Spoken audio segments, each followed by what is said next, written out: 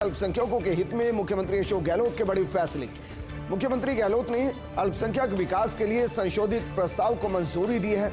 विभिन्न योजनाओं में खर्च होंगे 98 करोड़ रुपए। परंपरागत हुनर विकास के लिए 50 लाख रुपए। शिल्पकारों को विपणन प्रोत्साहन एवं सहायता के लिए 1 करोड़ 25 लाख रुपए रखे गए हैं।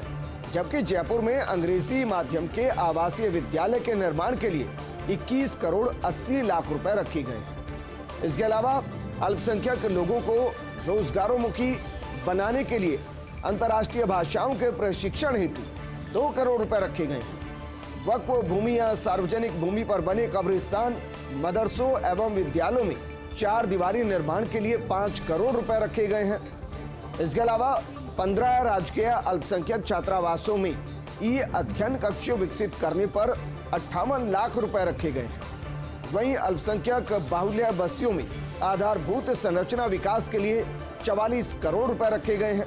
और इसके अलावा इंदिरा गांधी शहरी क्रेडिट कार्ड योजना में ऋण पर ब्याज अनुदान के लिए 5 करोड़ रुपए रखे गए हैं। वहीं मौलाना आजाद विश्वविद्यालय जोधपुर में अल्पसंख्यकों के उत्थान हेतु शोध पीठ की स्थापना के लिए 2 करोड़ रुपए रखे गए हैं। इसके अलावा अल्पसंख्यक कृषकों को सोलर पंप अनुदान योजना के लिए 15 करोड़ 42 लाख रुपए रखे गए हैं। वहीं अल्पसंख्यक मेधावी युवा प्रोत्साहन योजना के लिए 1 करोड़ रुपए व्यय करने की स्वीकृति दी गई। वहीं सूर्यनगरी जोधपुर को मुख्यमंत्री गहलोत की सौगात। जोधपुर में आधुनिक बस स्टैंड के लिए 10 करोड़ की अतिरिक्त वित्तीय स्वीकृति जारी की गई है। पावटा फल सब्जी मंडी क्षेत्र में आधुनिक बस स्टैंड निर्माण के लिए स्वीकृति की गई है।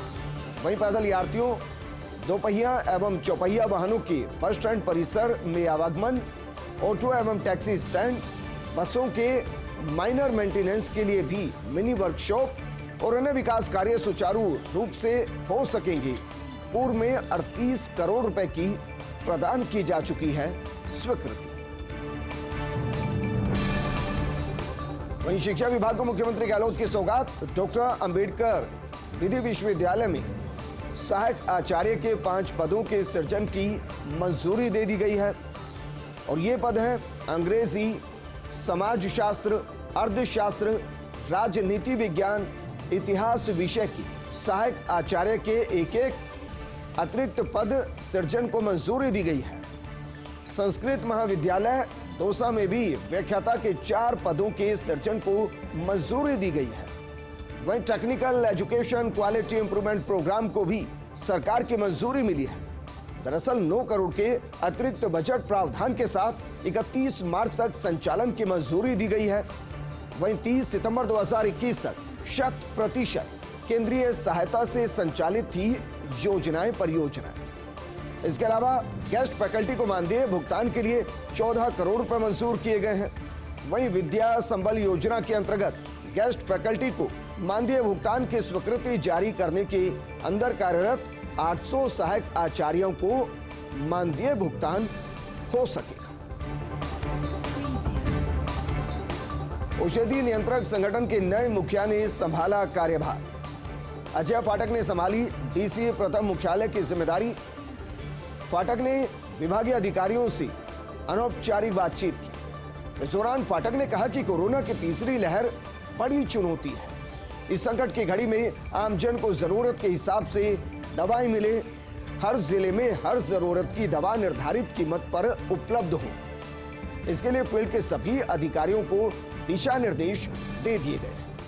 फाटक ने कहा कि हमारी कोशिश रहेगी कि टीम वर्क से काम हो, हर गतिविधि को पारदर्शी रखा जाए ताकि विभाग की छवि में सुधार हो सके। राजस्थान स्वास्थ्य विज्ञान विश्वविद्यालय से खबर है। दरअसल RUHS विश्वविद्यालय के कार्यवाहक वीसी डॉक्टर सुधीर भंडारी ने कार्यभार संभाला है। वीसी परिसर स्थित कार्यालय में डॉक्टर भंडारी ने कार्यभार संभाला है। SMS मेडिकल कॉलेज के प्राचार्य हैं डॉक्टर सुधीर भंडारी। भंडारी को वीसी की स्थायी नियुक्ति तक दिया गया है अतिरिक्त चार्ज। इस मौके पर डॉक्टर भंडारी ने राज्य सरकार का आभार जताया। डॉक्टर भंडारी ने कहा, आचार्य और वीसी का जो दिया गया है जिम्मा, पूरी टीम की मदद से इस जिम्मेदारी पर खरा उतरने की कोशिश करूंगा। साल 2010 से वीसी पद का जिम्मा संभाल रहे थे डॉक्टर राजा बाबू पवार। जनवरी 2017 में 7 दिन के लिए राजेश्वर सिंह के पास भी चार्ज रहा। अब 15 जनवरी 2022 को समाप्त हुआ डॉक्टर राजा बाबू पवार का कार्यकाल। फिलहाल बतौर अतिरिक्त चार्ज संभाल रहे हैं डॉक्टर सुधीर भंडारी। उनको ये जिम्मेदारी सौंपी गई है और इस मौके पर डॉक्टर सुधीर भंडारी को बधाई देने के लिए वरिष्ठ चिकित्सक भी पहुंचे। आरयूएचएस के रजिस्ट्रार मनोज शर्मा, आरयूएचएस प्राचार्य डॉक्टर सुधांशु कक्कड़, आरयूएचएस अधीक्षक डॉक्टर अजीत सिंह, एसएमएस उप अधीक्षक डॉक्टर जगदीप मोदी, डॉक्टर राकेश हिरावत, साकेत अस्पताल के निदेशक डॉक्टर प्रवीण मंगोलिया, आरयूएचएस कर्मचारी यूनियन अध्यक्ष सत्येंद्र चौधरी समेत कई डॉक्टर्स पहुंचे, वरिष्ठ डॉक्टर्स पहुंचे और उन्होंने बधाई दी। वैक्सीनेशन को लेकर राज्यपाल कलराज मिश्र ने प्रदेशवासियों से अपील की है। 15 से 18 आयु वर्ष के बच्चों से भी टीकाकरण का आह्वान किया गया है और कहा गया कि निर्धारित पात्रता के अनुसार प्रत्येक व्यक्ति कोविड टीकाकरण जरूर लगवाए। सभी वरिष्ठ नागरिक, स्वास्थ्य कर्मी और कोरोना योद्धा प्रिकॉशन डोज जरूर लगवाए, यानी कि जिसको आप बूस्टर डोज भी कह सकते हैं, तीसरी डोज, उसे प्रिकॉशन डोज कहा जा रहा है। जो भी उस क्राइटेरिया में आता है उसको प्रिकॉशन डोज जरूर लगवानी चाहिए। टीकाकरण के साथ ही कोविड प्रोटोकॉल की सभी स्तरों पर पालना होनी चाहिए। राज्यपाल ने कहा कि सावधानी और सतर्कता दोनों जरूरी है। सभी लोग अनावश्यक यात्रा करने और घर से बाहर निकलने से बचें। सरकार द्वारा जारी निर्देशों की पूरी पालना करें। मास्क जरूर लगाकर रखें, 2 गज की दूरी बनाकर रखें, स्वच्छता नियमों की पूरी पालना करें। राज्यपाल ने प्रदेशवासियों के खुशहाल और निरोगी जीवन की मंगल कामना भी की। जयपुर एयरपोर्ट से आज दोपहर बाद की 12 फ्लाइट्स रद्द हैं। कोरोना के चलते कम यात्री भार के कारण इन फ्लाइट्स को रद्द किया गया है। एक एक करके आपको बताते हैं कौन कौन सी फ्लाइट रद्द है। दरअसल दोपहर 2:10 पर सूरत जाने वाली इंडिगो की फ्लाइट संख्या 6C7Y5 रद्द हो चुकी है। वहीं शाम 5:05 पर अमृतसर जाने स्पाइस जेट की फ्लाइट संख्या SG3759 ये भी रद्द हो चुकी है। शाम 5:10 पर ही देहरादून जाने वाली इंडिगो की फ्लाइट 6C7328 ये भी रद्द हो चुकी है।